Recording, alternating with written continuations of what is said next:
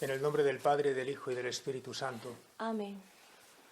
Ven, Espíritu Santo, luz de nuestros corazones. Haznos escuchar la palabra del Señor, que conduzca nuestra vida siempre según su voluntad. A Él la gloria por los siglos de los siglos. Amén. Queridos hermanos, la palabra de Dios no está encadenada ni confinada. En la misa de hoy, martes santo, seguimos proclamando como primera lectura los cantos del siervo de Yahvé. Ayer fue el primer canto, hoy el segundo, tomado del capítulo 49 del profeta Isaías, versículos del 1 al 6. El siervo de Dios, en esa lectura, se nos dice que se sabe llamado y elegido desde el seno materno. Me llamó desde las entrañas maternas y pronunció mi nombre, dice la lectura, con una elección que comporta una misión. Me llamó para reunir a Israel, para ser luz de las naciones, para que la salvación de Dios alcance hasta el confín de la tierra. Este es el deseo más profundo de Dios y todo su empeño con nosotros es que su salvación alcance a todos los hombres. El siervo es Cristo y esta profecía se cumple plenamente en Cristo y con él todos los cristianos. La lectura, que como digo podemos encontrar en Isaías 49 del 1 al 6, nos muestra dos imágenes muy potentes para describir al siervo y a la misión que se le confía. Este siervo será como una espada afilada, dice el texto de la Escritura, porque tendrá una palabra eficaz, mi boca una espada afilada, y será también como una flecha, bruñida, una flecha que llega lejos y profundo. El arquero la guarda en su aljaba para lanzarla en el momento oportuno. La espada afilada es para combatir en el terreno corto, cuando el enemigo está delante de ti. La flecha bruñida es para combatir en el terreno largo, cuando el enemigo está todavía lejos. Pero sabemos que la espada del Espíritu, dice la Escritura, es la palabra de Dios, que es una espada de doble filo. Dice también San Pablo y dice la carta a los Hebreos, que entra hasta las junturas del ser y al mismo tiempo que hiere, cura. Por eso el siervo herirá y curará a un mismo tiempo los corazones con la palabra de Dios que anunciará sin cesar. La flecha, guardada en la aljaba del amor, bruñida hasta el brillo de la misericordia y tensada en el arco del celo pastoral, será lanzada hasta los confines de la tierra. Es evidente, hermanos, que en esta profecía se estaba hablando no solo del siervo, sino de la evangelización también. Todos los cristianos por el bautismo hemos sido llamados por Dios, ungidos para una misión y enviados a la evangelización. Todos en Cristo somos flecha bruñida que Dios guarda en la aljaba de su amada Iglesia para tensarnos en el arco de su amor y lanzarnos para llegar lejos y dar en la diana de cada corazón. La flecha está bruñida, es decir, bien pulida para sacarle el brillo necesario, bien limpia de las adherencias e impurezas que tantas veces se nos pegan de este mundo. Anoche, mientras preparaba esta meditación, me preguntaba a mí mismo, ¿y cómo bruñe Dios nuestra vida? ¿Cómo saca brillo Dios a sus flechas, que somos cada uno de los evangelizadores? Pues Dios nos va puliendo, nos va purificando y preparando con los acontecimientos de la historia, con su palabra cuando la escuchamos y nos dejamos herir por ella, con el sufrimiento que siempre purifica, con la gracia de los sacramentos, con esta pandemia y confinación ciertamente, con todo ello Dios nos va purificando para hacernos, si se puede hablar así, más veloces, más dispuestos para la misión evangelizadora, según Él tenga previsto. Y cuando salgamos de esta prueba, seguro que con esta gran purificación estaremos como más dispuestos para la evangelización. Ahora bien, en este segundo canto del siervo de Yahvé aparece ya el sufrimiento. El siervo dice no tendrá éxitos fáciles y más bien sufrirá momentos de desánimo. Dice el texto, yo pensaba, en vano me he cansado, en viento y en nada he gastado mis fuerzas. Son esos momentos duros por los que a veces pasamos en la misión, esos momentos de desánimo o abatimiento en los que nos preguntamos si habrá valido la pena tanto esfuerzo, tanta dedicación y tanta entrega. Cuando esos momentos nos alcanzan, ¿Qué es lo único que puede salvarnos? La confianza en Dios, la oración confiada, que como dice el profeta, mi salario lo tenía mi Dios. Confianza que subraya muy bien el Salmo responsorial, el Salmo 70, con el que rezamos hoy, diciendo, a ti, Señor, me acojo, no quede yo derrotado para siempre. Sé tú mi roca de refugio, porque tú fuiste mi esperanza y mi confianza, Señor, desde mi juventud. Con cuánta facilidad podemos sentirnos identificados con este segundo canto del siervo de Yahvé. ¿Quién de nosotros, aun sabiéndose elegido desde el seno materno, no ha conocido y conoce a diario momentos de cansancio, de horas bajas? ¿Cuántas veces la duda de si valdrá la pena todo el tiempo empleado no se ha instalado en el corazón como la blanca termita, casi imperceptiblemente, pero que va horadando el entusiasmo y perforando la esperanza? Eso mismo puede estar pasando ahora, cuando las cifras del coronavirus siguen siendo atronadoras y espeluznantes. Cuando el desánimo o el abatimiento nos visita, recordemos entonces, hermanos, dos cosas. La primera, que la recompensa, el salario, lo tiene Dios. La recompensa a tanto esfuerzo, de tanta buena gente, de tanta entrega, la recompensa y el salario lo tiene Dios. Por lo tanto, confiemos y esperemos en Él sin desesperar y sin dejar de hacer el bien, todo el bien que podamos en esta situación, para vencer el mal a fuerza de bien.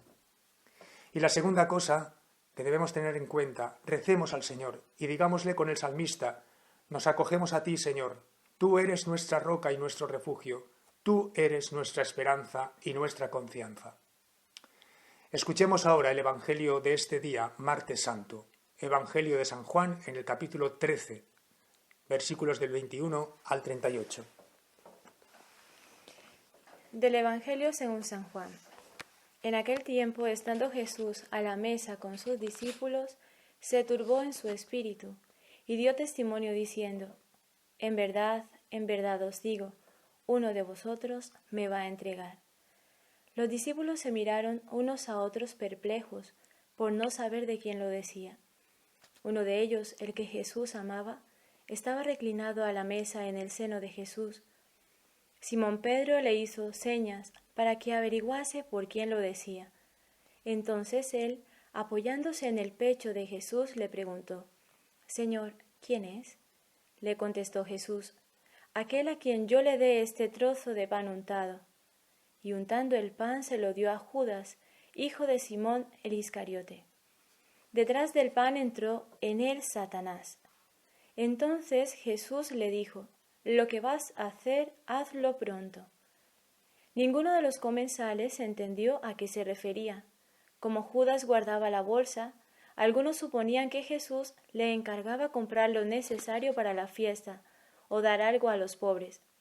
Judas, después de tomar el pan, salió inmediatamente. Era de noche. Cuando salió, dijo Jesús, ahora es glorificado el Hijo del Hombre, y Dios es glorificado en él. Si Dios es glorificado en él, también Dios lo glorificará en sí mismo. Pronto lo glorificará. Hijitos, me queda poco de estar con vosotros, me buscaréis, pero lo que dije a los judíos os lo digo a vosotros. Donde yo voy, no podéis venir vosotros. Simón Pedro le dijo, Señor, ¿a dónde vas? Jesús le respondió, a donde yo voy no me puedes seguir ahora, me seguirás más tarde. Pedro replicó, Señor, ¿por qué no puedo seguirte ahora? Daré mi vida por ti. Jesús le contestó, ¿con qué darás tu vida por mí? En verdad te digo, no cantará el gallo antes de que me hayas negado 3 veces. Bendito sea nuestro Dios por este santo evangelio que acabamos de escuchar. Nos encontramos entonces con este evangelio. Ayer pudimos contemplar a Jesús en la casa de Betania a partir de los que allí estaban con él: Lázaro, Marta, María, Judas, los judíos y los sacerdotes. Hoy vamos a hacer lo mismo, pero ayudados por los 3 de los que habla el evangelio de San Juan: Juan, Pedro y Judas. Estamos en el cenáculo de Jerusalén. Estamos en la última cena de Cristo con sus apóstoles. situémonos allí. Es interesante que localicemos, o lo intentemos por lo menos, la ubicación en esta cena de Juan, Pedro y Judas. Jesús es el anfitrión y preside. Frente a él está Pedro por ser, digámoslo así, el segundo de a bordo. No está a su lado, sino enfrente, copresidiendo. Juan, el más joven del grupo, le toca el privilegio de estar al lado del Señor, porque es el más pequeño de todos. Y según nos narra el Evangelio, estaba reclinado sobre la mesa en el seno de Jesús, es decir, en una postura que busca cobijo paterno y amor materno en esta hora difícil. Juan debía estar asustado ante la hora de la pasión que el Maestro había anunciado y busca refugio en las entrañas de misericordia de Jesús. Judas está lejos y alejado, está distante y frío. Nos dice entonces el Evangelio que Jesús, tras haber lavado los pies a los suyos, tras haberles dicho, tomad, comed, esto es mi cuerpo, tomad, bebed, esta es mi sangre, de pronto se conturbó profundamente en su espíritu. Es decir, que ante él, que es la luz del mundo, de pronto las tinieblas hicieron acto de presencia. Y eso conmovió hasta lo más íntimo de su ser. Le consternó la profunda oscuridad en la que se encontraba uno de sus discípulos allí sentado con él en la cena. Era uno de sus íntimos, era uno de los que durante 3 años le había acompañado por las aldeas de Galilea. Era uno que había oído sus palabras, tal vez nunca escuchadas de verdad, pero sí las había oído. Uno que había participado en la misión evangelizadora del Maestro, uno que había visto sus milagros y había sido testigo de los numerosos signos del Mesías. Era uno de los que Jesús había alimentado diariamente, como vemos que también hace ahora, y que comía en su misma mesa, como signo de comunión. Pero también era uno que nunca había aceptado todo aquello. Judas vivía una continua y creciente disconformidad con Jesús. Disconformidad silenciada durante mucho tiempo, hasta acumular en su interior tanta oscuridad que ahora le invadía y se reflejaba en su rostro. El Maestro se dio cuenta. El rostro de Judas era el espejo de su alma, un alma llena de las densas tinieblas de su corazón. Mysterium iniquitatis, dice la Iglesia. Este es uno de los grandes dolores de Cristo en su pasión, que ya está comenzando, la traición de un amigo.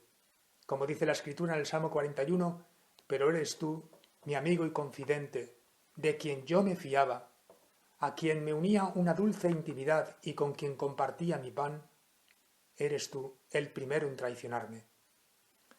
¡Qué dolor más grande! La traición de un amigo. Jesús entonces saca a la luz esta traición que Judas está mascando en su interior y en el silencio. Y lo hace Jesús por ver si ante esa declaración, en verdad os digo, uno de vosotros me va a entregar, logra desarmar al traidor. Se da por aludido, rompe allí mismo a llorar, pide perdón y suplica al Señor, no me dejes solo, ni apartes tu mirada de mí, Jesús, porque puedo hacer una locura. Jesús, con esta declaración abierta, acaba de lanzar a Judas una flecha bruñida, pero, aunque da de pleno en la diana de la verdad, no penetra en su corazón, porque Judas lo tiene blindado con sus juicios no resueltos, con sus heridas no curadas, con sus preguntas nunca formuladas, con sus dudas y sus codicias no vencidas. Jesús no lo ha delatado allí delante de todos para que todos se lancen contra él, sino que ha dicho a todos que hay un traidor entre ellos, sin decir quién. Y así no solo logra que todos hagan un examen de conciencia en ese momento y se llenen de santo temor de Dios preguntándose unos a otros, ¿soy yo, maestro? ¿Soy yo? Sino que deja libre a Judas, por si quiere o no, darse por aludido. Es impresionante esta delicadeza excelente, extraordinaria del amor de Cristo. Todos los discípulos se miran unos a otros llenos de perplejidad. Entonces Pedro hace señas a Juan para que pregunte a Jesús. Y sorprende mucho ver a Juan, el violento Juan llamado en otro tiempo Boanerges, hijo del trueno, que en su día quería pedir rayos al cielo para destruir Samaria, ahora está convertido en discípulo amado, que mansamente reclina su cabeza sobre el pecho de Cristo y se vuelve confidente de su intimidad. Le pregunta al Señor: ¿quién es, Señor? Y Jesús le responde: aquel a quien yo le dé este trozo de pan untado. Hermanos, dar un trozo de pan untado en aquella cultura es un signo de distinción. Cuando el anfitrión de un banquete quería distinguir de entre todos sus invitados a uno especialmente, hacía este gesto.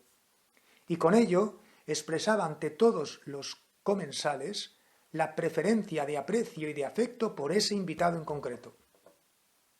De nuevo, estamos ante otro gesto sublime de Jesús, esta vez de amor purísimo, por ver si lo que no ha logrado la palabra del Maestro lo logra ahora el gesto de su predilección.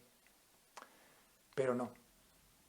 Fiel a su propia hipocresía, Judas comulgó y detrás, no antes, entró Satanás en él. Así nos lo refiere el Evangelio.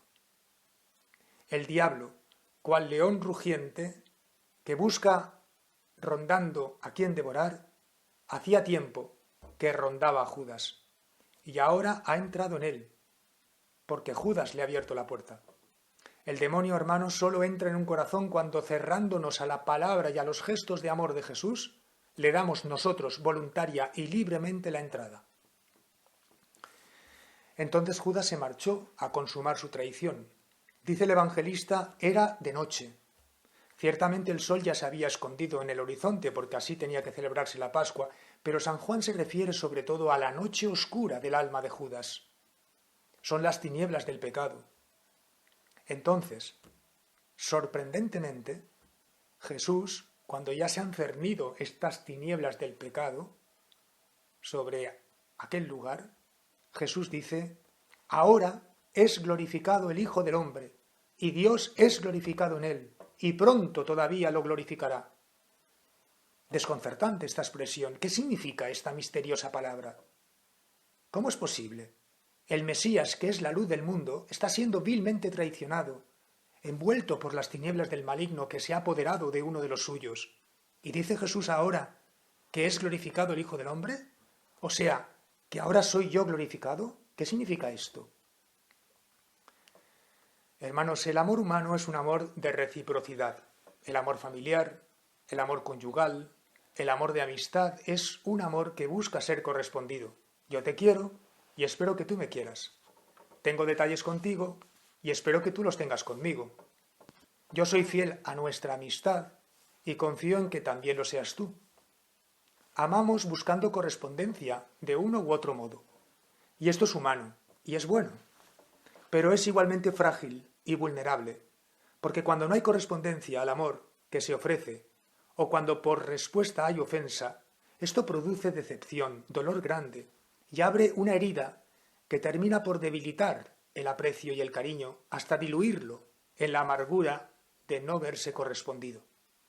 A veces incluso la no correspondencia produce tal frustración tan profunda que deriva en ira y venganza. En Dios no pasa así.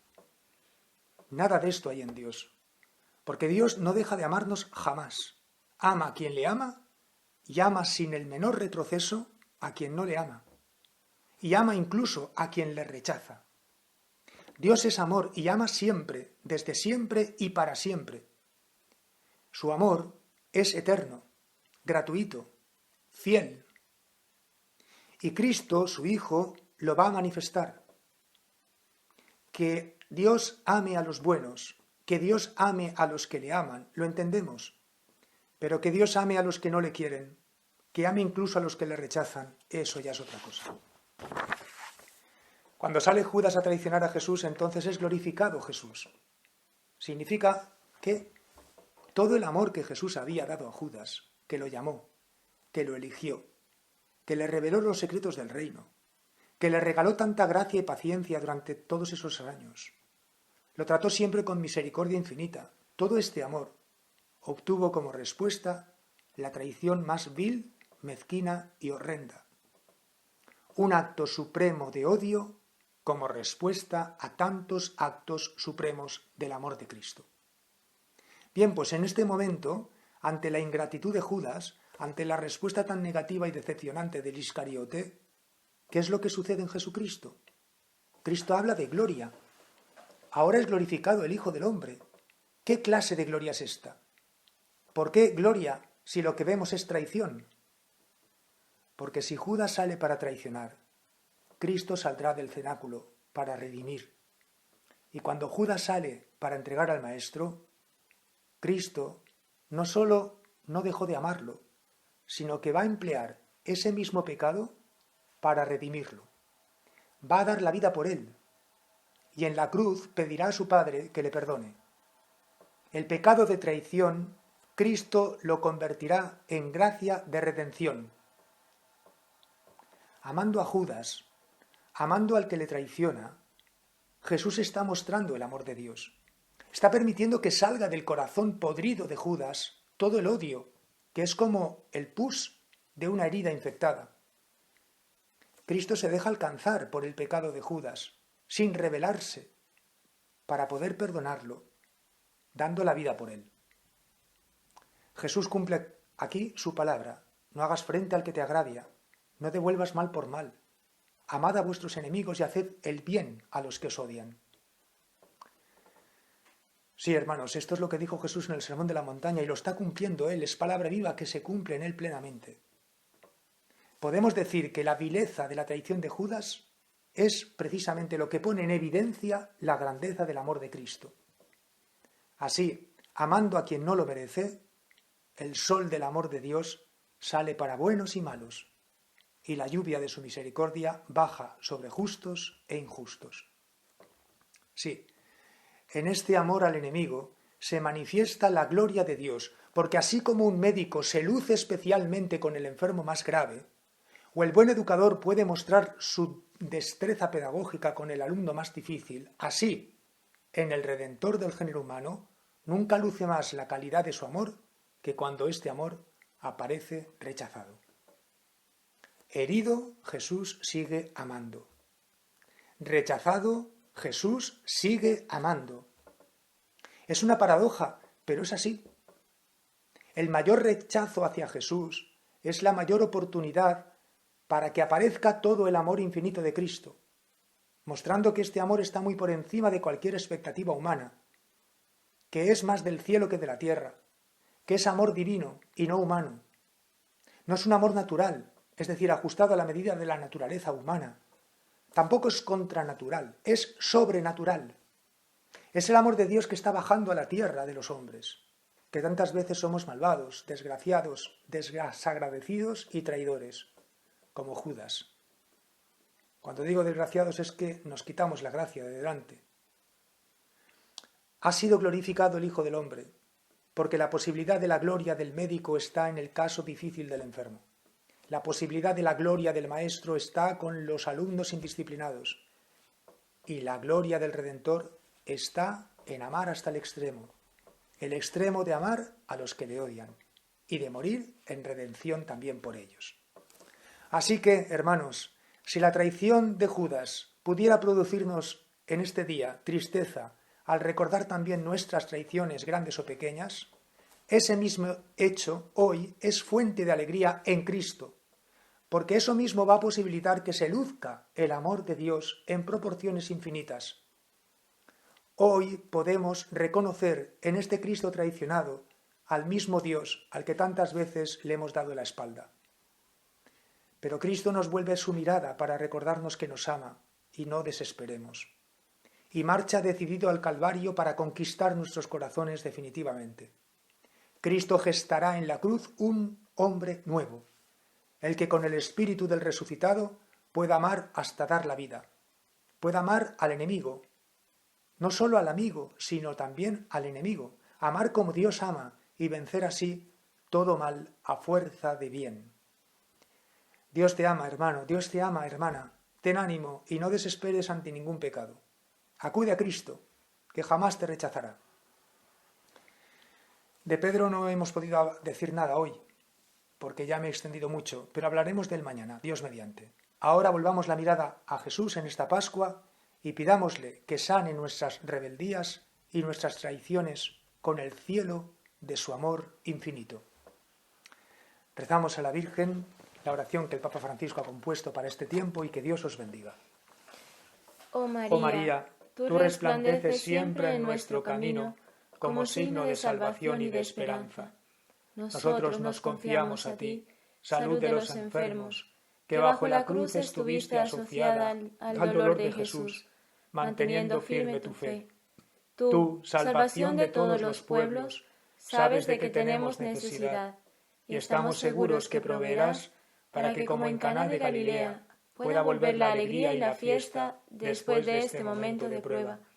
Ayúdanos, Madre del Divino Amor, a conformarnos a la voluntad del Padre y a hacer lo que nos diga Jesús, quien ha tomado sobre sí nuestros sufrimientos y ha cargado nuestros dolores para conducirnos, a través de la cruz, a la alegría de la resurrección. Bajo tu protección buscamos refugio, Santa Madre de Dios. No desprecies nuestras súplicas, que estamos en la prueba, y libéranos de todo pecado, oh Virgen gloriosa y bendita. Amén.